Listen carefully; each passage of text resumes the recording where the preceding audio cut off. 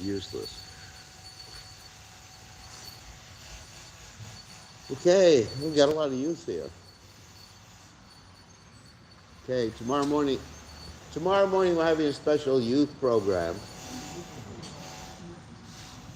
And only people under, 30 are invited. No Vamsi. What? No, only people under 30 and people who are staying with us at the house can come. If you're under 30. So, it's really just a youth program, so nobody else should come but be young. I'm the only exception. Go Cool will inform everyone about it.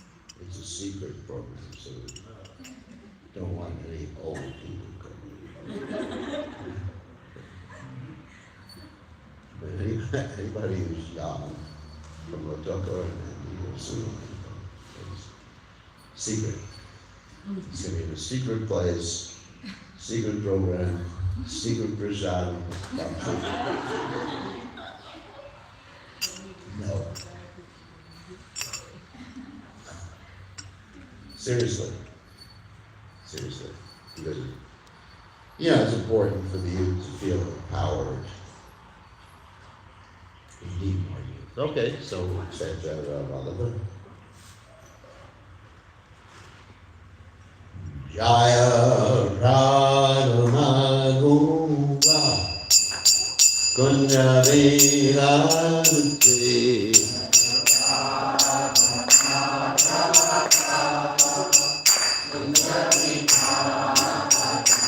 Jaya Radha Madhuva Kunja Viharuti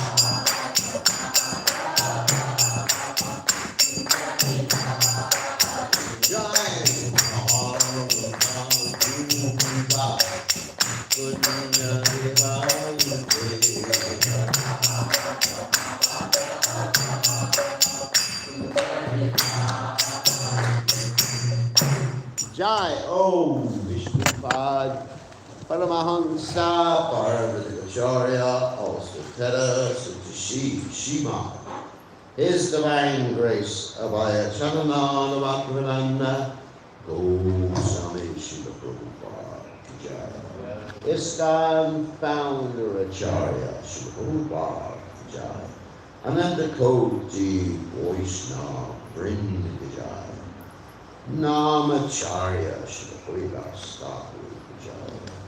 Friends, say, oh, Sri Krishna Chaitanya. Prabhu Nityananda Shri Radha Shri Gaur Bhakta Vrinda Jai. Sri Sri Radha Krishna Govardhan Simon Kunda Radha Kunda Giri Govardhan Ki Jai Vrindavan Ki Jai Suram Ki Jai Jagannath Swami Ki Jai Yamunamai Ki Jai Shmani Lasi Devi Ki Jai Samaveda Bhakta Vrinda Ki Jai Gaur Prananda.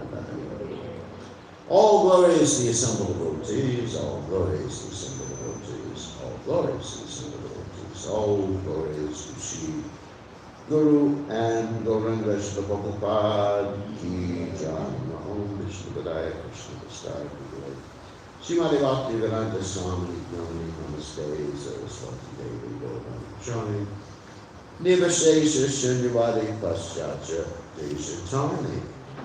So, we are reading from Srimad Bhagavatam, 10th canto, 80th chapter, text 10 today. Om Namo Bhagavate Vasudevaya.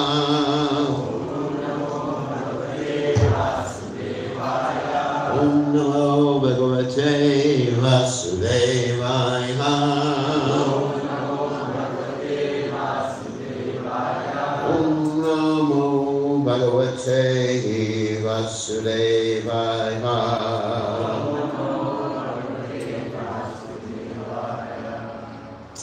Tam Upahi Mahabhaga Sarunam Parayanam Dasyate Ramanam Bhuri Siddhate Te Kumbhile Tamupai Mahabhaga Sarunam Jagarayanam Dasyati Dravinam Bhuri Siddhate Te Kumbhile Tamupai Mahabhaga Sarunam Japarayanam Dasyati Dravinam Bhuri Siddhate Te Kutumbhine Tamupai Mahabhaga Sarunam Japarayanam Dasyati Dravinam Bhuri Siddhate Te Kutumbhine.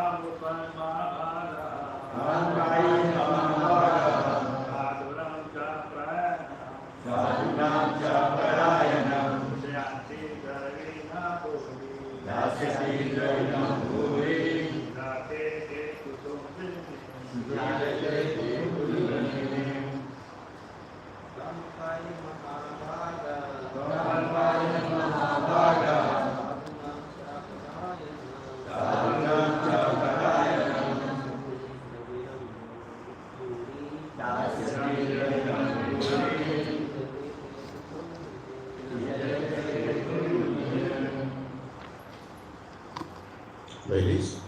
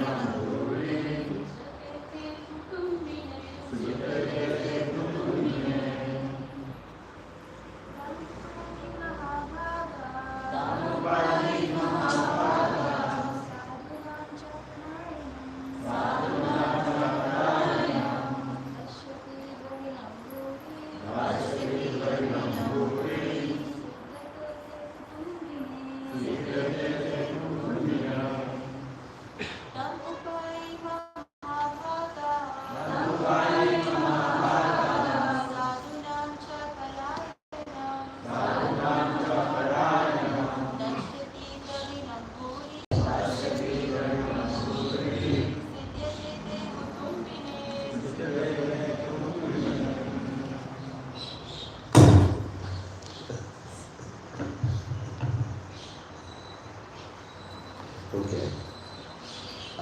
Tam, him.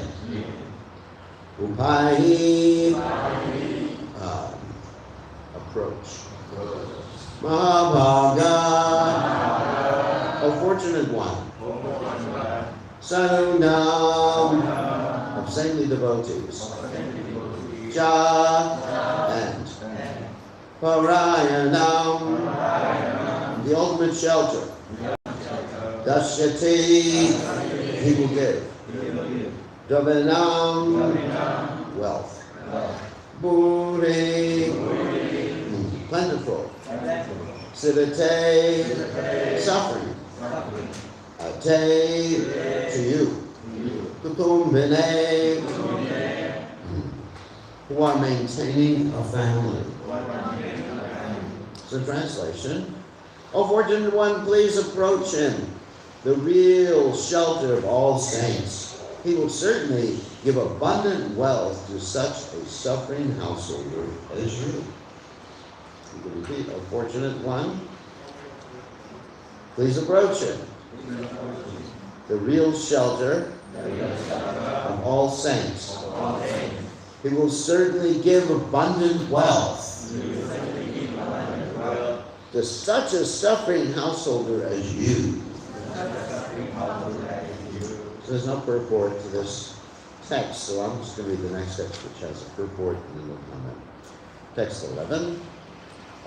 Asvedunam varavariyam ojovishyam latespara smarata parakamadam atmanam apita yakachit yachati kim vavarta kamam bhujato natya vishtan jagat guru. Translation is, Lord Krishna is now the ruler of the Boja, which means Lokals, and is staying at Dwarka. Since he gives even his own self to anyone who simply remembers his lotus feet, what doubt is there that he, the spiritual master of the universe, will bestow upon his sincere worshipper prosperity and material enjoyment, which are not even very desirable. So purport by the followers of Srila Prabhupada. The Brahmana's wife here implies that since Lord Krishna is the ruler of the Bojas, Vaishnavas, and Andagas, if these opulent rulers merely acknowledge Sudam as a personal friend of Krishna's, they will give him everything he required. In this connection, Srila Vishwanath Chakravarti comments that since Lord Krishna had at this point put aside his weapons, he no longer traveled outside his own capital of Dwarka. Thus, Srila Prabhupada writes in Krishna, the Supreme Personality of Godhead, the Brahmana's wife said, I have heard that he never leaves his capital city, Dwarka. He is living there without outside engagements. As mentioned here, material wealth and sense gratification are not very desirable. The reason for this is that in the long run they give no real satisfaction. Still, Sudama's wife thought even if Sudama went to Dwarka and simply remained silent before the Lord, he would certainly give him abundant wealth as well as shelter at his lotus feet, which was Sudama's real objectives. So, Om Manganat Chimananda Shah Gananjanal Shlakaya Chakshu Minikam Yanatazmai So, So, for those who don't know, this is a famous story of Sudama Brahmana. And the story actually starts as follows in a place called Ujjain. Anyone heard of Ujjain in India? There's a temple. We have a nice temple in Ujjain. His Holiness Bhakti Maharaj opened up a temple in Ujjain, India. And I've been there many times. And so in Ujjain, you have the ashram of Sandipani Muni. And Krishna and Balaram, they went there to get educated, and they only had to stay in school for 64 days. Pretty good. And in those 64 days, they learned everything. Not only how to speak, not only how to write, not only history, not only mathematics, but they learned the art of dancing, they learned the art of dressing, they learned the art of speaking the language of birds. I mean, there's 64 things they learned. And they only learned one thing in one day. Completed the whole course in one day. I don't think anybody here can do that. You know, you require 64 years to learn. So, anyway, so they studied there. But in addition, they were tested by their guru. Now, the guru in the traditional ashram, that's called Guru Kula, would test the disciple before giving them permission to leave or get initiated. And those tests were sometimes very, very, very heavy tests. I can tell you one story that comes from the Mahabharata, actually several stories. One story from the Mahabharata. One guru, he wanted to train his disciple not to eat so much, to control his tongue. Because we know controlling tongue is very important. So he said to his disciple, he said, if you stay in the ashram, you're going to eat too much. So you just spend all the time taking care of the cows. Okay. So he goes out, takes care of the cows. And remember, this disciple, not only did he eat too much, he was quite horizontal. I don't know if you understand what that means. Okay, I'll explain for those who don't know English. This is horizontal. This is vertical. Everybody understands the difference? So, it's called politically correct language. Instead of using FAT, you say he's horizontally challenged.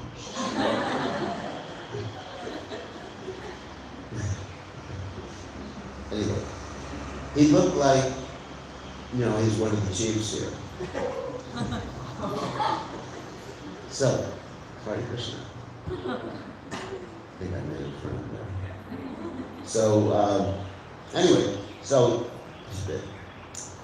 the guru sent him out. You know, you gotta learn how to control your senses. This is your test. So he sends out to take care of the cows. But then he doesn't lose any weight. He keeps getting bigger. And then what happens, the guru says, what are you doing? And he says, I'm going out to take care of the cows, but also gives me the opportunity to bed, you know, Madhukari from everyone's house. So I get a lot of nice prasada. And the guru chastises him, you nonsense disciple. You have to offer everything to the guru. You can't take anything for yourself. And so he says, yes, Guru Maharaj. And so then he keeps going out and he still keeps gaining weight. And the Guru says, what are you eating now? And he says, I beg, and then I give everything to you, but then I beg a second time for myself. And so the Guru chastises him and says, no, every time it comes to me, you only beg when I tell you to. Okay. So then he goes out and he's still getting fat. And the Guru says, what are you doing? He says, well, when I'm milking the cows, I'm drinking the milk. And he says, the cow's milk is meant for the calf, not for you, you rascal. Oh, so he goes out again, and he's still gaining weight. The Guru says, what are you doing? He said, while the cows are drinking milk from the calves, he's putting, any of the foam that comes out. At the same time he's milking the cows go. He has a problem with his tongue. So the Guru's business is to teach people to control your tongue. Anyway, so what happens, very interesting, is he says, yes, Guru Maharaj. And he gets so crazy with hunger. Sometimes you get so crazy with hunger, you'll eat anything. Anything. I mean, you see some plastic, you want to put it in your mouth, or a tree, whatever, a berry. So he sees some berries, and he puts them in his mouth, but he doesn't understand those berries are poisonous. And so what happens, he becomes blind. He can't see anything. And he can't find his way back to the ashram, and he falls into a ditch. You understand? So he falls into a ditch, and the Guru gets worried. What happens with my disciple? That was a mota. Okay, that big? Is that what you would say? Masculine. Mota disciple. Anyway, so what happened with him? And they went out and looked for him, and they found him in the ditch, in a well. He fell into the ground. And the Guru said to him, okay, I can't get you out. Well, I'm not going to get you out. Some nice Guru anyway. Quite a heavy Guru. Unfortunately, I'm not like that. So anyway,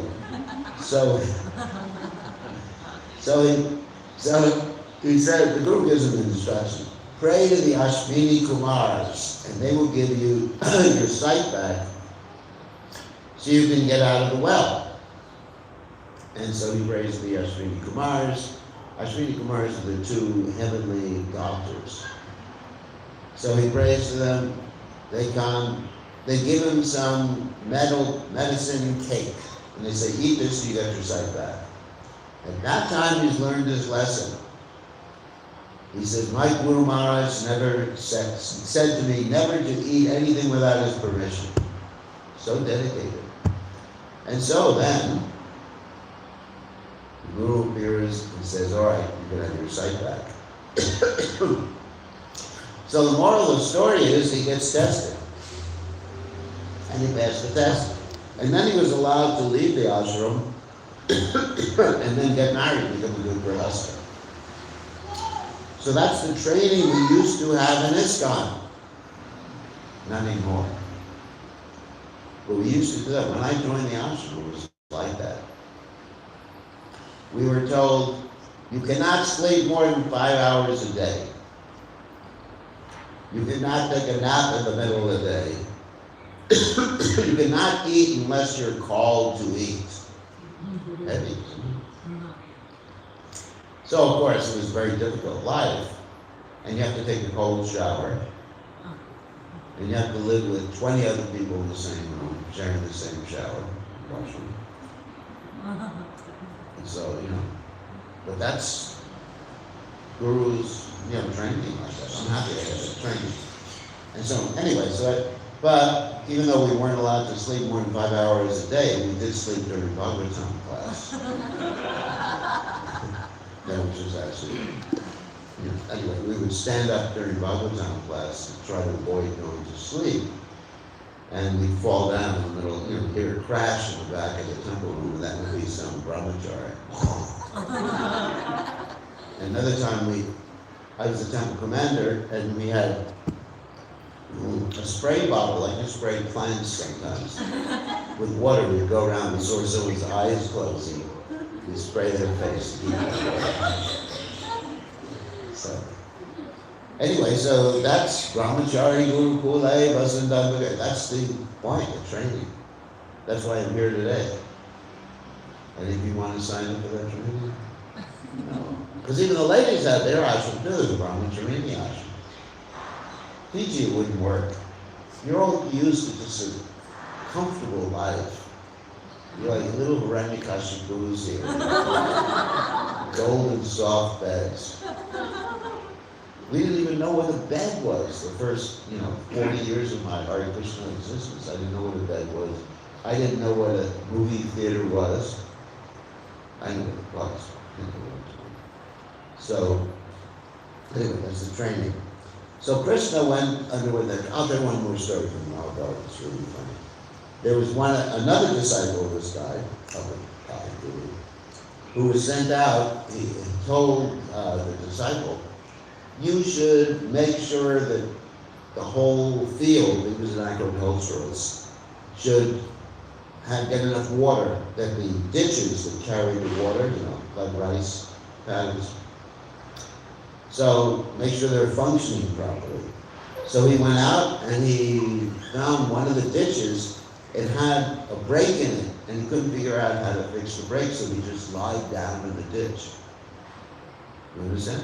And fixed it down. The Guru was very pleased with him in that way. So in this way, the Guru trains the disciples and sort of gives them different tests. So in the case of Krishna and his friend Sudam, I don't need the book actually. In the case of Krishna and his friend Sudam, the Guru tested them. Like it said, one must always be a servant of the spiritual master. So the test is, are you willing to serve? And what he did, the Guru did. Sandapani Muni was the Guru. He sent Krishna and Sudam out just to get firewood. Well, here's God. Krishna's God. Imagine, and he's just, killed Kamsa, killed all the demons in Vrindavan. You would think, God, leave God alone, he can take care of everything. But he's being trained up in humility. Interesting, isn't it? Can you imagine training Krishna to be humble? Don't say that you're God anymore. Anyway. I guess in the Bhagavad Gita, he wasn't so humble.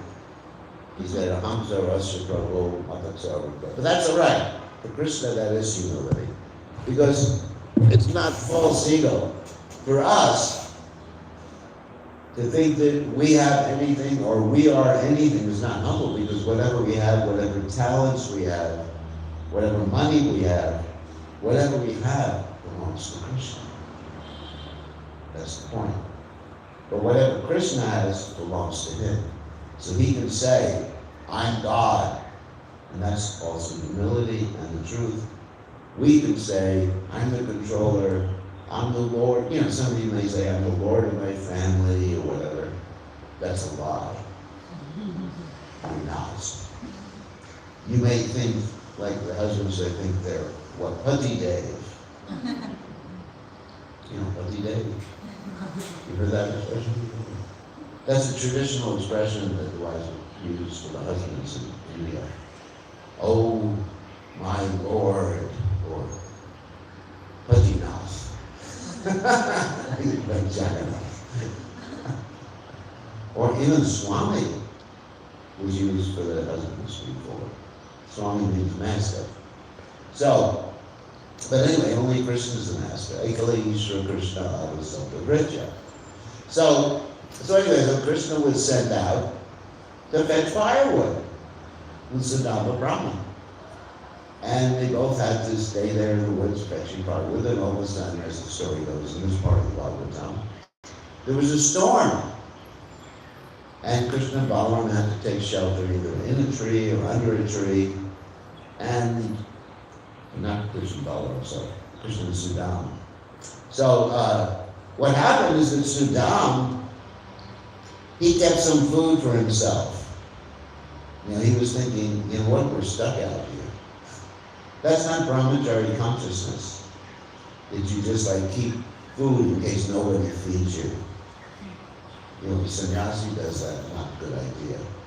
Sannyasi travels all around the world with food in his suitcase. In case he won't get fed. Anyway, if he doesn't get fed, that's Krishna's arrangement, right? What's the problem? So the Sudam, he was thinking, I may not get fed. So let me have some food. So they take shelter in the retreat, and it's raining, and it's time for dinner. And Sudam just eats all the food himself. Doesn't share any with Krishna. So that's a problem.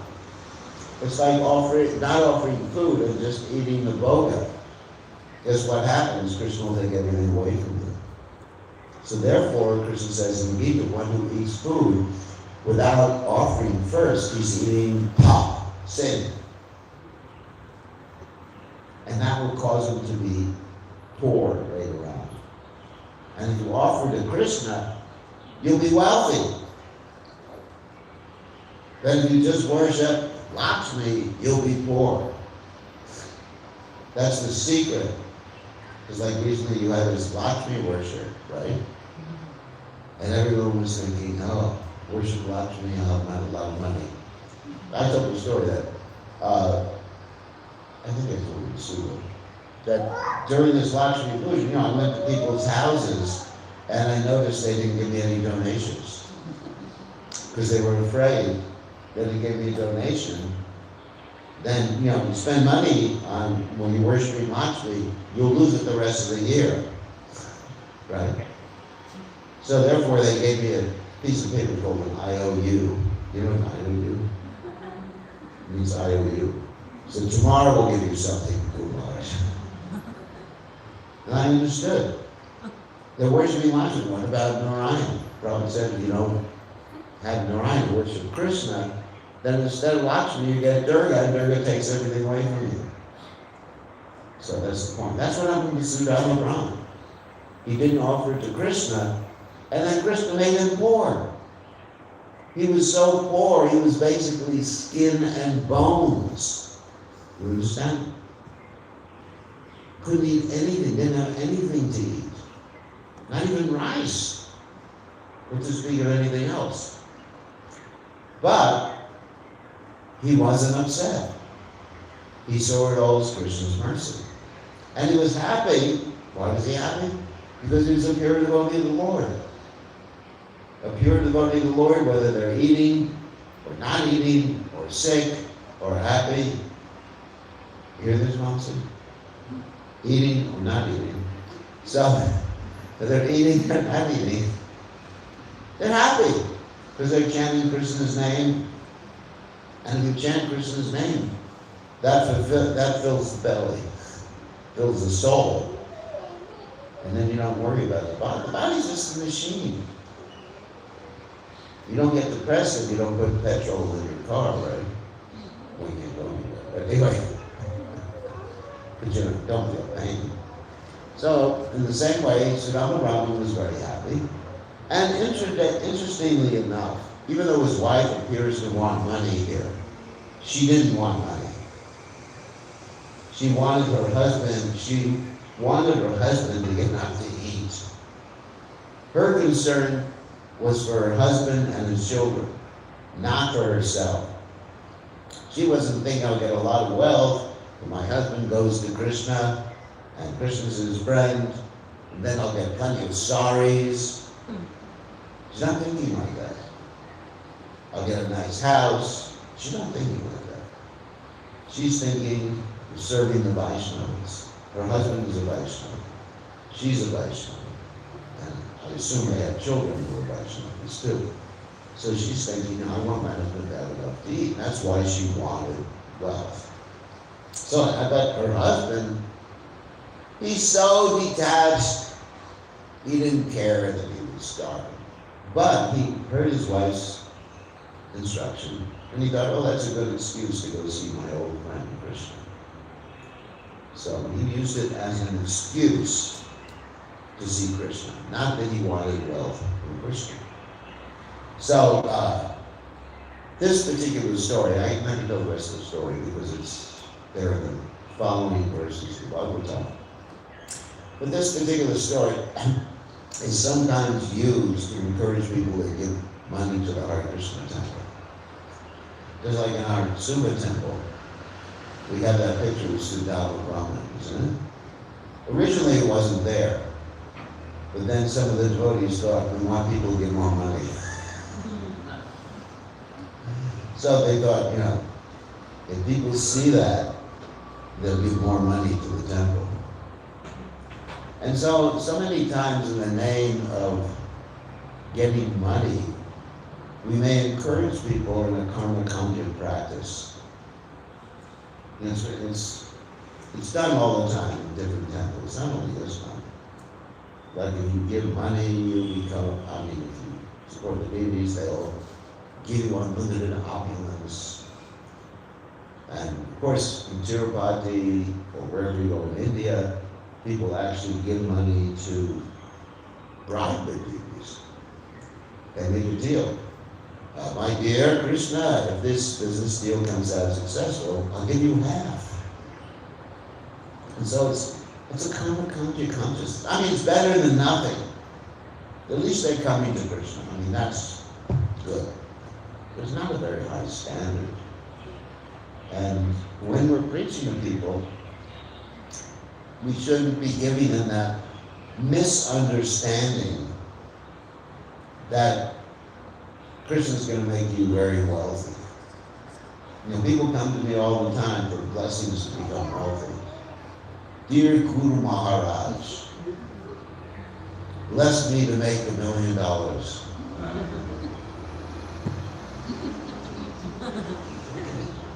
I see that. $1 million.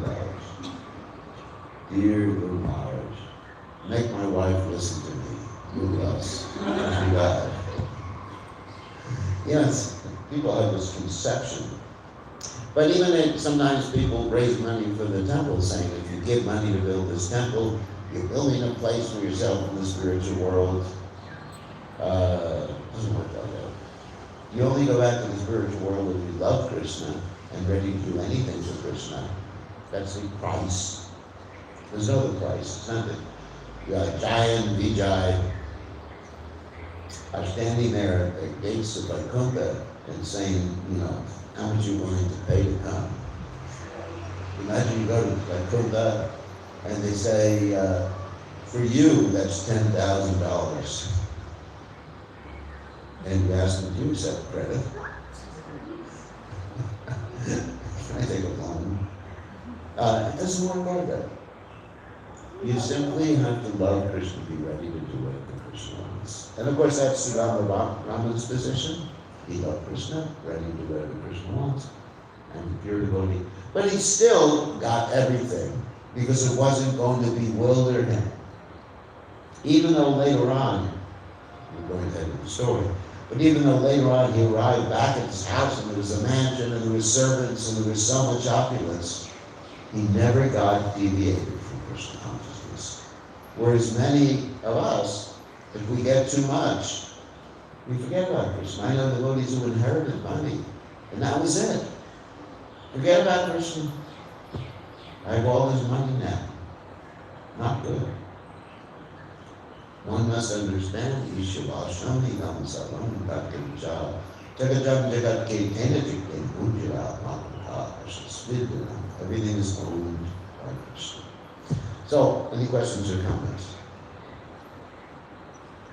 Questions, comments, arguments, problems? Yes, no. Okay. Thank you very much. And it's time to go for prasadam this morning. Everyone's invited this morning. No matter how old you are. Okay, all glories to His mind, glories to all God.